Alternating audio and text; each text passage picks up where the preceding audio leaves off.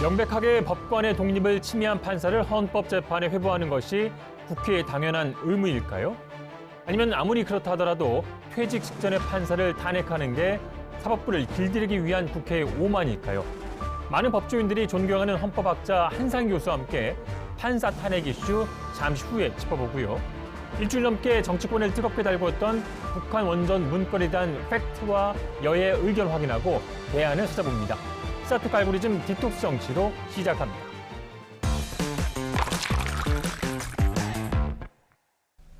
네, 여야의 대표 중진 더불어민주당 정청래 의원, 국민의힘 장제원 의원 나오셨습니다. 안녕하세요. 네, 안녕하십니까. 하다 보니까 제가 가끔 중진자를 빼먹더라고요.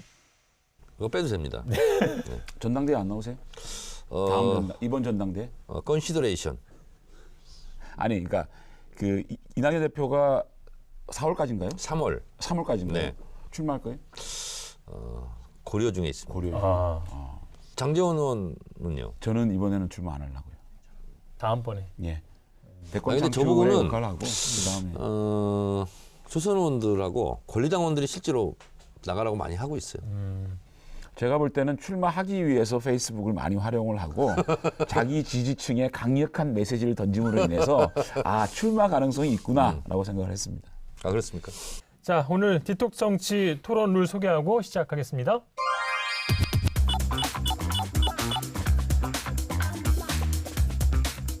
자, 오늘 첫 토론 주제는 북한 원전 문건 관련입니다.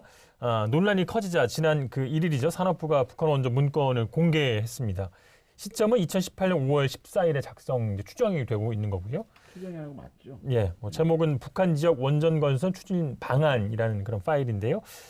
일단 산자부는 아이디어 차원이라고 일관되게 주장을 하고 있어요. 제가 그냥 제 주장이 아니라 그 문건을 원본을 갖고 왔습니다. 예. 앞에 동보고서는 향후 북한 지역의 원전 건설을 추진할 경우 가능한 대안에 대한 내부 검토 자료이며 정부의 공식 입장이 아님 이렇게 썼는데요.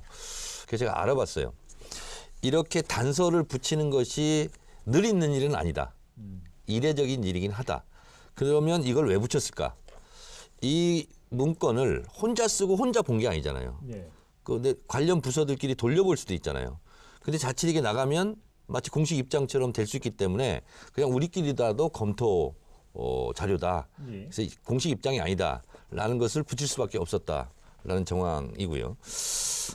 그리고 이 논란은 논란 아닌 논란이죠. 근데 다 지운 문건 아닌가요? 지운 문건이 어떻게 다시 나왔죠? 어떤 거요? 이 문건이요.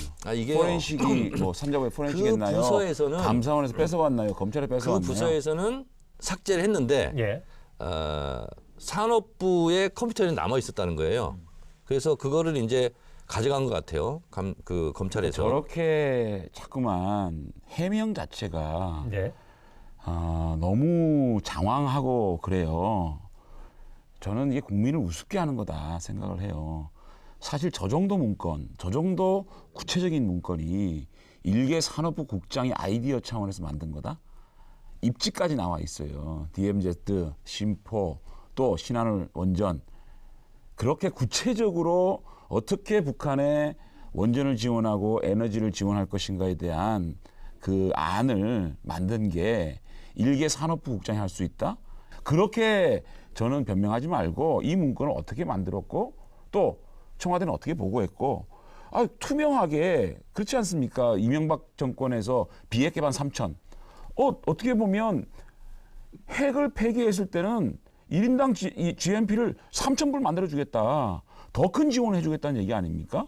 국민적 공감대를 가지고 또 그것을 국민과 함께 의논해서 북한에 제안하면 그것이야말로 투명한 정책이 되지 않겠습니까? 94년도 제네바 협정에 의해서 김영삼 정부 때 신포 지역에 캐도에 가서 경수로 발전소를 지어주는 일을 실제로 했습니다. 그래서 30%까지 지었어요.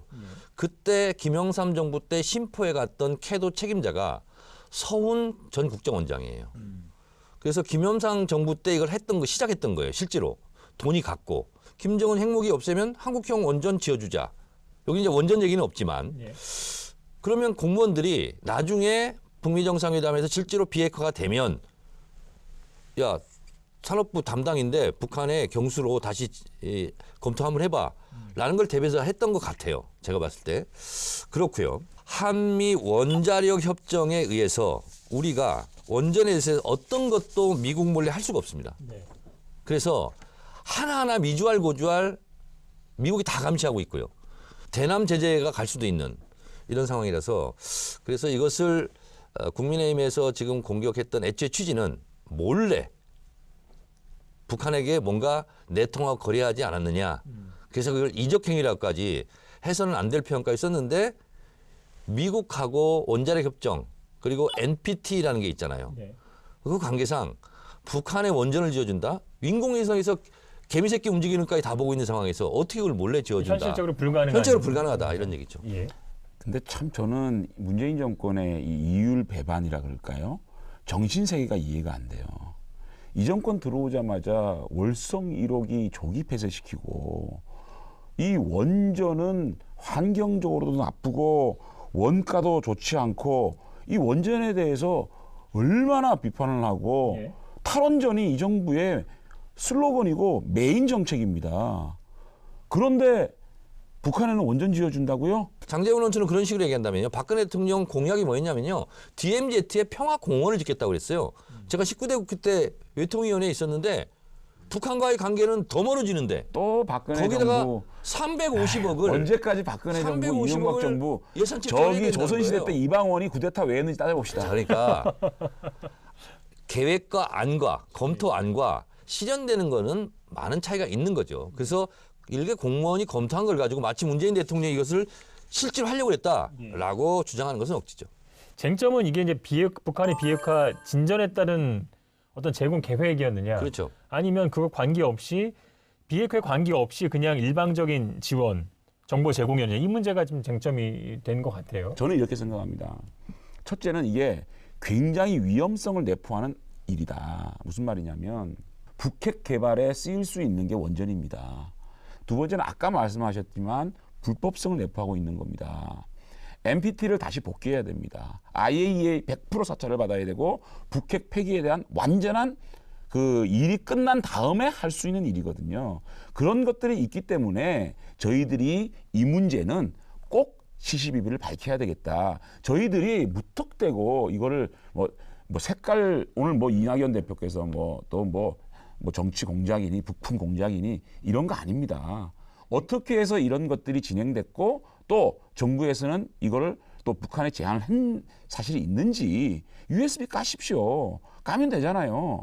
윤영찬 의원은 깔 수 있다면서요. 그런데 갑자기 오늘 아침에 최재성 정무수석이 방송에 나와가지고 뭐 야당이 명운을 걸어라?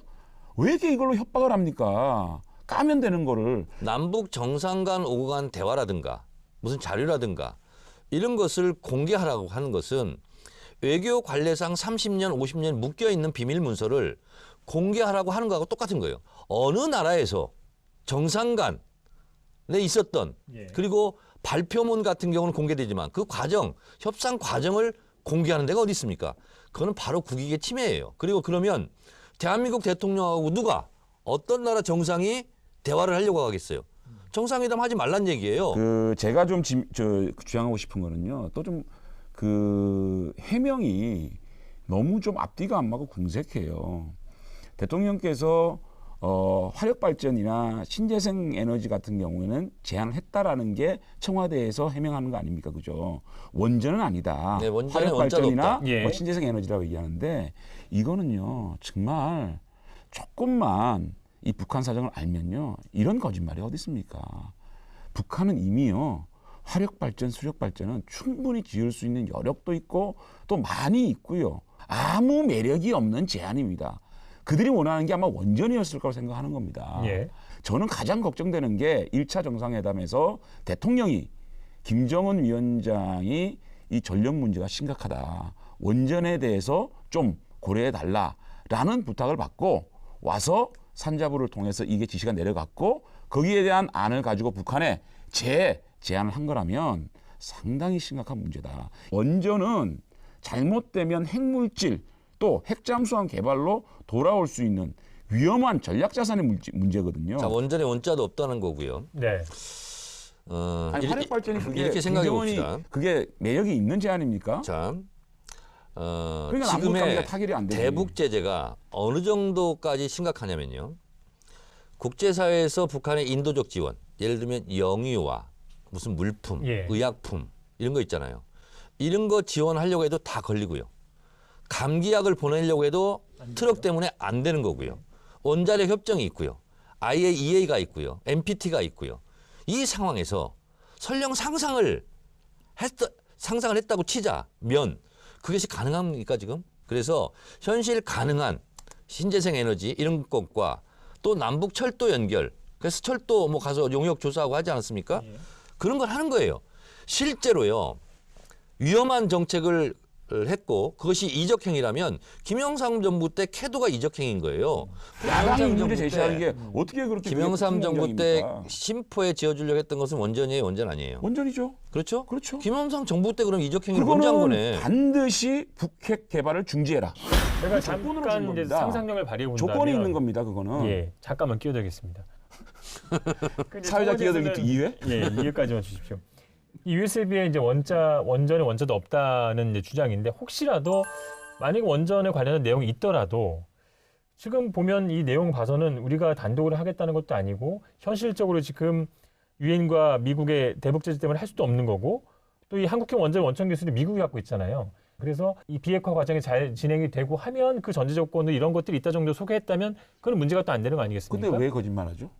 아니, 그 제가 상상력입니다. 아니, 근데 제가 상상을 본 건 하더라도 아니고요. 예. 자, 그러니까 국민의힘에서 너무 이게 지금 상상을 하는 것 같은데 의심을 하고 상상하는 것 같은데 오세훈 전 시장 같은 경우 뭐라고 했어요? V자 이게 VIP를 뜻한다. 해서 망신살 뻗치지 않았습니까? HWP 문서 작성하다 보면 V가 버전이라는 것을 웬만하면 다 아는데 예. 그걸 보고 의심에 의심을 하는 거예요. 아 이거 VIP에 보고하는 보고용이었구나.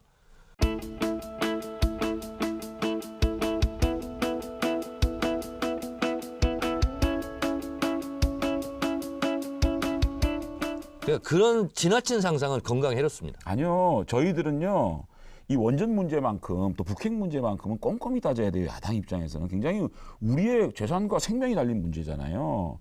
굉장히 위험을 내포하고 있는 거예요. 그래서 밝히라는 겁니다. 자, 그다음에 신내림 서기관이 또 어디 접신했습니까? 갑자기 지우개? 이 문서 지운 게 한 예. 500여 개 되는데 예.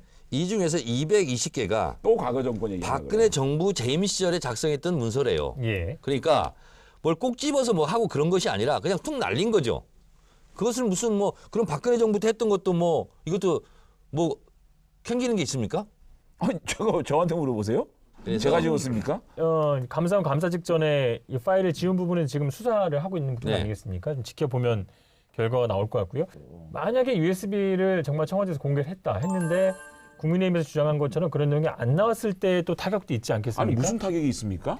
야당은 의혹을 제기하고 그것을 확인하면 그게 야당의 역할이라고 봐요. 거기서 또 원전이라든지 이런 게 정말로 원전에 이응자도 안 나왔다 그러면 그랬구나 하는 거지. 우리가 무슨 정치적 타격이 있습니까? 아니 이적 행위로 공격한 거에 대한 아니요. 책임을 져야죠. 그런데 이적 행위일 수도 있다는 거죠. 메시지도 굉장히 셌어요. 그래서 뭐 김종인 국민의힘 비대위원장은 이적행위라고 또 말씀을 하시고 대통령도 구시대 유물 같은 정치라고 또 강하게 질타를 하고 그래서 빨리 어떻게든 좀 결론이 나야 될 것 같은데 어떻게 좀 흘러갈 이미 거예요? 결론은 났고 김종인 비대위원장의 그냥 참패로 끝났죠. 이건 사실상 끝난 거예요. 아니 문재인 대통령이 이렇게 가면 안 돼요. 문재인 대통령이 지금 청와대 출신 국회의원들이 숨어 있잖아요. 대통령은 그냥 정치 공세만 하고 있고 윤건영 의원, 윤영찬 의원 이런 청와대 출신 국회의원들이 나와가지고 이걸 막 헤매하고 있는 거예요. 북한에는 원전 지어주겠다? 그런 것들이 산업부에서 대통령이 논의되고 원전 있었다? 지어주겠다는 얘기를 안 했는데 왜 자꾸 대통령이 했다고 그러니까 해요? 대통령께서 말씀하시라고요, 직접. 대통령 물 끊어지면 거기 지지율이 좀 올라갑니까? 물건 늘어진 게 아니고요. 저는 대통령께서 그렇게 당당하게 해명해 주십사라고 부탁을 드리는 거죠. 부품 공작 실패. 부품 공작이 아니고요. 저희는 야당으로서의 해야 될 일들을 하고 있다. 국민들이 걱정하는 거를 야당이 물어보는 거 아니겠습니까? 휴전선에서 총 쏴달라고 했던 되기 때문에 저희가 계속 연상작용하면서 의심하는 거예요. 이번에 또 부품 공작하는구나. 아이고 무슨 말만 하면 부품 공작이고 공작이고 요즘 보면 민주당이 공작 너무 하는 것 같아요. 역공작을. 베이컨 공주어. 무슨 말인지 알아들을 수 없는. 그러니까 좀 분리하면 이상한 말을 쓰고 또 말이 장황해져요. 베이컨 원래 공주어. 아니 이제 숨는 자가 범인이거든요. 숨기는 자가 범인이잖아요. 왜 삭제하는 자가 범인인 거예요. 장관님도 러시아어나 무슨 동거 저는 준비하셔서 정통 영어, 예. 정통 일본어 예. 이런 정도는 제가 합니다. 다음 주제 넘어가겠습니다. 핵심 변수인 가덕도 신공항 건설 추진 관련인데요. 저희 토론 시간에 많이 나오는 인물인데 김종인 국민의힘 비대위원장 민심을 살피러 부산에 갔습니다. 여러 정책을 내놨는데 일단 신공항 특별법을 처리하겠다라고 했습니다. 가덕도 신공항 건설을 적극 지지하며 가덕도 신공항 건설 특별법이 여야 합의하에 처리되도록 노력을 할 것입니다. 좀 당내에서 TK 위원들과 정리가 된 사항은 아닌 것 같아요. 저희들은 이번에 많이 패배하다 보니까 TK와 PK 쪽 출신들이 많이 원내에 들어왔잖아요. 그럼 필연적으로 국회의원이라는 거는 자신의 지역구의 민심을 반영해서 얘기할 수밖에 없는 구조예요. 그걸 가지고 국민의힘이 분열한다, 가덕도 신공항 가지고 이렇게 당론이 합쳐지지 않는다 이렇게 얘기하는 거 아닙니까? 김종인 비대위원장이 부산에 가서 가덕도 신공항 특별법을 여야 합의로 반드시 처리하겠다라는 당론을 확정짓고 왔기 때문에 저는 참 그래도 잘 됐다라고 생각이 들고. 잘 안 될 거예요. 왜요? 아니, 주호영 원내대표 대구 경북 의원들이 가만히 있겠어요? 아니 민주당이 지금 151명이 공동 발의했잖아요. 네. 부산은 15명이잖아요. 충분히 통과시킬 수 있잖아요. 아니, 주호영 원내대표는 이거는 왜 일방적으로 통과 안 시켜주세요? 일방적으로 할 생각이 없어요. 왜요? 저희가. 왜요? 이거는 안 하십니까? 주호영 원내대표가 그렇게 반대하고 다 있잖아요. 하시더니 하고 싶은 거 다 하잖아요. 임대차법부터 시작해서 공수처법 안 한 게 뭐 있어요? 이거는 왜 안 하세요? 이번에는 여야 합의를 하려고요. 아니 그러니까 150명 발의한 부분만 해가지고 저희 네. 15명 합치면 네. 166표입니다. 아니 통과되고 남아요. 이거 논란할 필요 없는 겁니다. 제가 봤을 때는 이것은 TK 의원들은 절대로 용납하지 못할 4년 후에 자기 당락을 결정하는 사안이기 때문에 절대로 만약에 이게 보이는 투표를 하게 되잖아요. 얼굴에 이게 보면 그냥 우리 당 분열해라 그냥 부채질을 하고 싶어가지고 어쩔 줄 모르는 저 표정. 야 이제 국책사업 가지고 우리 그러지 말고요. 분열을 제가 부채질하는 건 아닌데 제가 나름대로 예언력이 있는 부채도사예요. 그렇게 봤을 때 국민의힘은 대구 경북 쪽은 아마 다 반대 기권 누를 것 같고요. 예. 어쨌든 이 법은 통과는 됩니다. 예. 그런데 해저 터널을 패키지로 들고 나옴으로써 예. 국민의힘은 망했죠. 그 여쭤보려고 하겠습니다. 왜냐하면 아니 무슨 부산시장 선거를 하는데 일본인들이 유권자는 아니잖아요. 근데 왜 일본 좋아하는 해저 터널까지 들고 나왔는가? 저는 저 철진한 도대체 알 수가 없어요. 민족 감정 자극하고 또 반일 감정 자극하고 철마다 어쩌면 그렇게 친일 반일 참 좀 그만하죠. 그래서 이번 선거도 한일전이 될 것 같은 그런 느낌적인 느낌이 있어요. 이 한일 해저 터널은요 시작이 1930년대에 시작됐습니다. 그러니까 일본 일제 강점기 때 일본의 군수 물품 이런 걸 빨리 날라야 되니까 운송을 해야 되니까 해저 터널을 뚫어서 그리고 만주국 점령한 만주국 그리고 중국의 베이징 그리고 베트남 하노이 프롬펜 그리고 말레이 반도까지 장장 10,000km를 구성한 대형 프로젝트예요. 그러니까 일본이 자꾸 이걸 건드니까 그럼 우리도 한번 검토해 볼까? 그래서 MB 정부 국토부 때 2011년 때 검토를 한 게 사실이에요. 국토행정부에서. 근데 노무현 정부 쏙 빼고 얘기하네. 경제성이 없다. 예. 아니 국토부에 검토한 건 2011년 처음이에요. 그리고 일본 철도계와 한국 철도계가 완전히 달라요. 이걸 그래서 연결할 수가 없다는 거예요. 자동차로 할 경우에는 예를 들면 우리는 왼쪽에 핸들이 있어요. 다르죠? 일본은 오른쪽에 핸들이 있어요. 예. 물리적으로 불가능하고 경제적으로도 불가능하고 그래서 이게 한 100조 정도 들어가는 돈인데 예. 일본에만 이익이 있고 우리한테는 아무 실익이 없는 거기 때문에 더군다나 임진왜란 침략 경로가 이 해저터널 경로라는 거예요.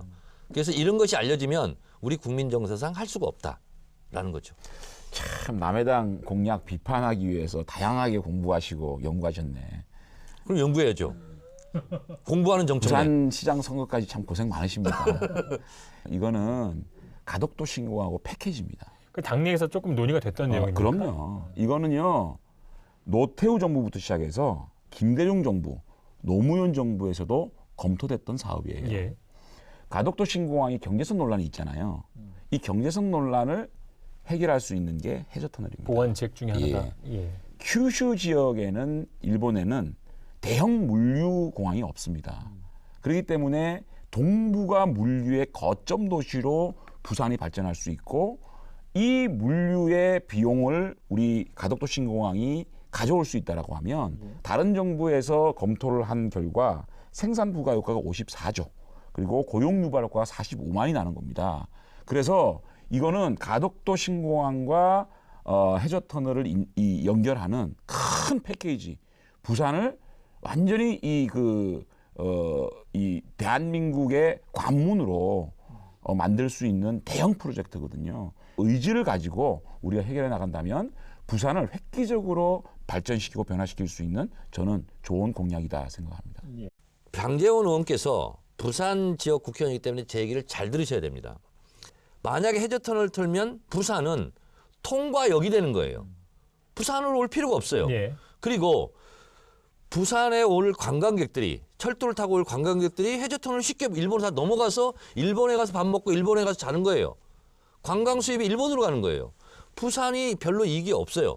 부산에서 딱 막혀야 부산에 머물죠. 그 부산 잘 되는 거 발목 좀 잡지 마세요. 해저터널 꼭 해야 됩니다. 부산 그랜드 플랜을 얘기하고 부산에 있잖아요. 오는 관광객의 상당수가 후쿠오카 쪽에서 큐슈에서 옵니다. 무슨 소리 하시는 거예요? 두 당의 입장에서 일단 이해가 가는 부분이 아니 두 당이 이해가 아니라요. 예. 부산 시민들 입장에서 생각하면요, 이건 예. 해야 되는 사업입니다. 아니, 국민의힘 당을 어떻게 이해합니까? 그래서 이해를 못 해야죠. 관련해서 시청자 질문이 하나 들어와 있는데요. 듣고 답변 부탁드리겠습니다. 대전에 사는 20대 박채나라고 합니다. 선거철마다 대규모 건설 사업이 공약으로 나오는데요. 두 분이 보시기에 성공적이었던 국채 사업이 있었나요? 저는 경부고속도로라고 생각합니다. 공약으로 나왔던. 네, 경부고속도로라고 생각을 해요. 그 당시에 아마 박정희 대통령이 경부고속도로를 추진할 때 민주당 쪽에서 얼마나 구민주당이죠. 옛날 민주당 쪽에서 얼마나 많이 반대를 했습니까? 근데 임진왜란 얘기하지 말자면서. 아니 임진왜란이 아니고 박정희 시대예요. 제3공화국입니다. 그거는. 그러면 임진왜란이나 그러면 이방원까지 올라가든지. 많이 아니 근데 가까웠습니다. 가까워졌죠, 그죠? 예, 이게 참 그럼에도 불구하고 미래를 예측하고 예. 경부고속도로를 닦고 그런 큰 국제 사업을 통해서 참 일세왕권을 만든 예. 경부고속도로 사업이 가장 적절하고 미래를 바라보는 국제 사업이 아니었나 저는 이렇게 생각합니다. 저는 인천국제공항, 예. 김포공항에서 그때 막 뉴스도 많이 나오지 않습니까? 트럭으로 막 그 이사하고 막 하는 거. 예. 근데 그게 이제 노태우 정부 때 시작된 걸 거예요. 노태우 정부 시작이죠. 근데 남의 정부지만 다른 당 정부지만 저는 잘했다고 생각합니다. 당을 떠나서 잘한 건 잘했다라고 얘기를 해주는 민주당 소속 국회의원입니다. 저는. 저는 늘 그런 마음으로 살고 있는 국민의힘 국회의원입니다. 자, 한 주간의 정치 독서를 빼기 위해서 디톡스 주스 준비했습니다. 오늘 또 오늘 색깔이 토마토. 약간 국민의힘 색깔이네. 우리 색깔은 다양해서. 자, 디톡스 주스 마시면서 마치겠습니다. 오늘 수고하셨습니다. 네, 수고하셨습니다.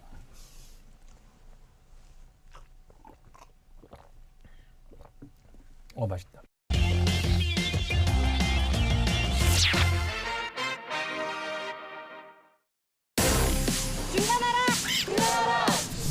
어제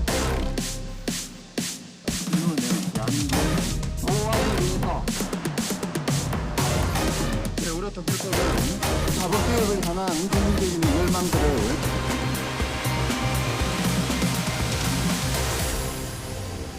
네, 보신 것처럼 오늘 이슈의 주인공은 많은 법조인들의 멘토이고 또 사회 문제에 꾸준하게 목소리를 내고 있는 헌법학자입니다. 건국대 법학전문대학원의 한상희 교수 나오셨습니다. 안녕하세요. 네, 반갑습니다. 예. 임성근 부장판사에 대한 이 탄핵안이 헌정사상 처음으로 국회를 통과했습니다. 헌법을 이제 오랜 연구한 학자로서 이번 그 판사 탄핵의 의미를 좀 짚어주시죠. 사법농단 사태에 대해서 그 진실이 밝혀졌음에도 그에 대해서 책임을 지고 법적인 책임을 지고 뭐 물러난다든지 또는 그에 상응하는 어떠한 대가를 치르는 경우가 거의 없었습니다. 예. 어떻게 보면은 우리 사회가 헌법과 정의의 원칙을 가지고 사법권의 남용이라든지 또는 사법행정권을 이용한 어떤 재판에 대한 독립성의 침해 행위들을 견제하고 막을 수 있는 그런 유효한 장치가 새로 하나 만들어졌다. 뭐 이렇게 이해할 수가 있는 것이죠. 예. 정치권에서는 이제 야권에서는 이제 사법부 길들이기다 이런 얘기도 네. 하고요. 또 삼권 분립이 무너진다라고 비판을 했고 또 그 임판사도 굉장히 불순한 의도가 의심된다라고 또 반발을 했습니다. 네. 그렇게 주장할 만한 뭐 소지가 있다고 보십니까? 저는 이 문제는 어떤 이유에서건 정치적인 정쟁의 대상이 될 수 없다고 생각합니다.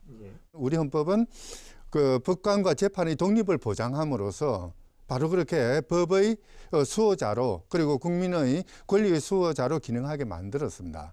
그런데 지난 그 사법농단 사태는 바로 이런 우리 헌법의 기본 원칙, 대한국민이 1948년 헌법을 만들면서부터 그 합의를 해왔던 그 기본 원칙을 부정한 사건이거든요. 그렇다면 이것을 바로잡고 그 부정한 행위를 한 법관들을 처단하는 것이 이것이 헌법을 지키는 것이고 헌법에 충성하는 그런 정치인의 도리인 것이죠. 이런 관점에서 본다면은 여기에 어떤 정치적 색깔을 덮어 씌우면서 뭔가 사법부를 탄핵하는 것이다, 탄압하는 것이다, 또는 마음에 안 드는 법관들을 내치기 위한 어떤 음모다 이렇게 이야기하는 것은 너무나 잘못된 것이죠. 야권의 어떤 주장의 근거는 시점에 있는 것 같습니다. 네. 여권에 좀 불리한 그 판결들이 나오고 있고 네. 앞으로도 여권과 또 청와대 이렇게 관련된 그 판결들을 앞두고 있는 시점에서 이런 추진을 했기 때문에 그런 얘기를 하고 있는 것 같은데요. 그 부분에 대해서는 어떻게 생각하세요? 야권에서는 왜 지금이냐라고 네. 이야기를 하는데요. 오히려 시민사회에서는 왜 이제냐라고 이야기를 해야 되겠죠. 예. 사실 사법농단 사태가 터져나오고 그 전모들이 밝혀지면서 국민들은 정말 경악할 정도로 실망했지 않습니까? 바로 그 당시에 이 사건은 처리돼야 됐었고 그때 그에 연루됐던 법관에 대해서는 응분의 처벌을 가해졌어야 됐던 거죠. 예. 그런데 이제 그게 제대로 되지 못했고요. 그것이 왜 하필 지금에 와서 뭔가 여당에 불리한 판결이 나오니까 하는 것이 아니냐라고 이야기하는 것은 그동안 경과를 잘못 이해한 것이라고 봐야 되겠죠. 예. 양승태 대법원장 시절에 사법농단에 연루된 임성근 부산고법 부장판사에 대한 탄핵소추안이 오늘 국회 본회의를 통과했습니다. 헌정사상 처음 있는 일입니다. 자, 국회에서 이제 탄핵안은 이제 통과가 됐지만 헌재에 있던 결정이 지금 남아 있는 상태고요. 근데 임 판사가 2월에 퇴직을 하기 때문에 퇴직 전에 과연 헌재 결정이 나올지도 관심이고 이것이 이제 퇴직 전에 나오느냐 후에 나오느냐에 따라서 결과가 또 어떻게 달라질지 그 변수도 있을 것 같고요. 어떻게 예상하시나요? 지난 박근혜 전 대통령 탄핵 심판 과정에서는 이제 변론 과정이 한 3개월 이상 걸렸죠. 박근혜 전 대통령의 경우에는 사실관계가 확정되지 않은 채 그 진위 여부, 어떤 주장의 진위 여부에 대해서 일일이 다 그 공격과 방어 과정을 통해서 다퉈야 했었거든요. 그런데 이번 임성근 부장판사의 경우에는 이미 법원에서 자체적인 진상조사가 3번에 이루어졌고요. 그리고 이제 그 수사가 제대로 이루어졌고 더 나아가서 1심 형사법정에서 그 행위에 대해서 뭔가 사실관계를 확정할 수 있는 그런 변론 과정을 다 거쳤습니다. 비록 임성근 부장판사의 임기가 2월 말로 끝난다 하더라도 그때까지 얼마든지 그 탄핵 심판 결정을 내릴 수 있는 것이죠. 충분한 시간이 있다는 말씀이시죠. 뭐 시간은 충분하다고 생각이 되고요. 임기가 만료되어서 면직되었다 하더라도 각하 결정을 하는 과정에서 그 결정문에 이 행위는 헌법에 반한 것으로 그리고 우리 사법체계의 근간을 흔드는 행위로서 이것은 너무나 잘못된 것이다 라는 사실을 밝혀둘 필요가 있죠. 그렇게 밝혀두면은 적어도 그 이후에 변호사 등록 과정에서 변호사회나 변호사협회에서 이 사람의 등록 신청서를 수리할 것이냐 안 할 것이냐를 결정할 수 있는 그런 근거가 될 수가 있겠죠. 네. 만약 헌재에서 기각이 된다면 국회에서 좀 탄핵을 추진한 게 좀 의미를 잃지 않을까라는 우려도 있습니다. 어떻게 보세요? 뭐 물론 헌재에서 기각될 가능성도 얼마든지 있긴 합니다만은 그러나 그럼에도 불구하고 국회가 국민의 대표기관인 국회가 이 사법 권력을 행사하는 법관의 행동에 대해서 감시하고 견제할 수 있는 그런 통로를 열어놓는 점에서는 향후 이 그 법관들이나 또는 뭐 검사도 마찬가지고요. 어떤 자기에게 주어진 사법 권력을 남용하거나 자의적으로 행사할 수 있는 그런 가능성은 상당히 좁아들겠죠. 교수님께서는 이제 헌법학자니까 굉장히 좀 보수적이고 뭐 그런 느낌을 가질 수 있는데 굉장히 이제 사회 참여도 많이 하시고 사법, 뭐 검찰, 경찰 개혁에 대해서도 굉장히 꾸준하게 목소리를 내고 계신데요. 이거 좀 적극적으로 사회 활동하게 된 어떤 계기가 있었습니까? 학교에서 강의실에서 배웠던 헌법과 실제 작동하는 헌법이 전혀 다른 그런 현실에 대한 조금 뭐 비판적인 안목을 기르고 싶다라는 게 제가 헌법을 전공하게 된 뭐 계기일 것 같기도 합니다. 헌법의 현실을 중심으로 연구를 하겠다고 마음을 먹다 보니까 뭐 결국은 헌법을 운영하는 사람들, 예. 주로 이제 뭐 국회의원들이나 법률가들이나 특히 헌법재판이나 뭐 이런 데 관심을 가지지 않을 수 없게 된 것이고요. 우리 사회가 하나의 국가 공동체로 통합될 수 있는 가장 뚜렷한 문서 약속이 헌법인 것이거든요. 예. 이 헌법이 제대로 실천될 수 있는 사회를 만드는 거는 이거는 헌법학자뿐만 아니라 모든 법을 다루는 사람의 시대적인 소명이라고 봐야 될 것입니다. 예. 교수님 인생에서 굉장히 중요한 그 순간의 사진 한 장 좀 가져와 달라고 좀 부탁을 드렸는데요. 한번 사진을 보면서 좀 얘기 좀 나누겠습니다.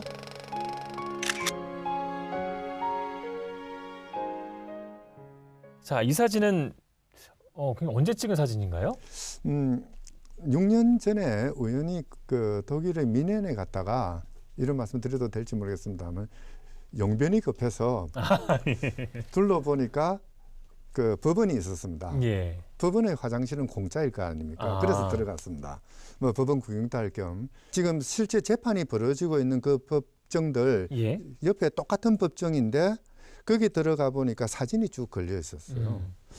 뭔가 하고 우연히 봤는데 그 사진들이 소위 말하는 그게 1942년 독일 히틀러 치하에서 이 히틀러의 만행을 고발하다가 서서히 형장의 이슬로 사라져간 이 백장미단 그들 6명의 사진이 벽에 붙어 있는 걸 목격을 했죠. 백장미단에 속했던 미넨대 학생들을 재판하고 사형 선고를 한 법정이 바로 그 법정이었습니다. 미넨 법원이 자신들이 과거에 저질렀던 잘못된 판결들을 그런 식으로 법정을 하나 비워서 거기에 사법 살인의 희생자죠. 이 희생자들의 사진을 붙여놓고 그 사진을 바라보면서 나날이 반성하고 회개하는 다시는 그런 일을 저지르지 않겠다고 다짐하는 이런 모습을 보고 정말 저런 모습들이 왜 우리의 사법사, 우리 법률가 집단에는 존재하지 않는지 뭐 그런 생각들을 했었거든요. 사법개혁이 시대적인 소명이어야 된다는 것을 어떻게 보면 절실하게 느꼈던 그런 장면이었던 것 같습니다. 우연한 기회였는데 큰 깨달음을 얻으셨네요. 그렇죠. 예. 끝으로 이제 헌법학자로서 꿈을 좀 여쭤보겠습니다. 참 어려운 질문인데요. 그동안 헌법을 공부하면서 그러니까 법이라는 것이 그 자체가 하나의 형식이 아니라 또는 관료들이 사용하는 권력의 기반이 아니라 우리 모두의 행복된 삶을 만들어가는 기반이 되었으면 하는 것이 꿈이었거든요. 헌법의 운용 또는 법이 집행되는 이런 사회가 만들어지고 또는 뭐 당장은 아니더라도 그런 사회를 향해서 나아가고 모두가 노력하는 이런데 조금의 도움이 되었으면 하는 게 제 바람입니다. 헌법의 두 다리를 굳건히 좀 지키시고 많은 또 활동도 기대하겠습니다. 오늘 말씀 잘 들었습니다. 고맙습니다. 네, 감사합니다. 시사토크 알고리즘 다음 주에 더 열심히 준비하겠습니다. 시청해주신 여러분 고맙습니다.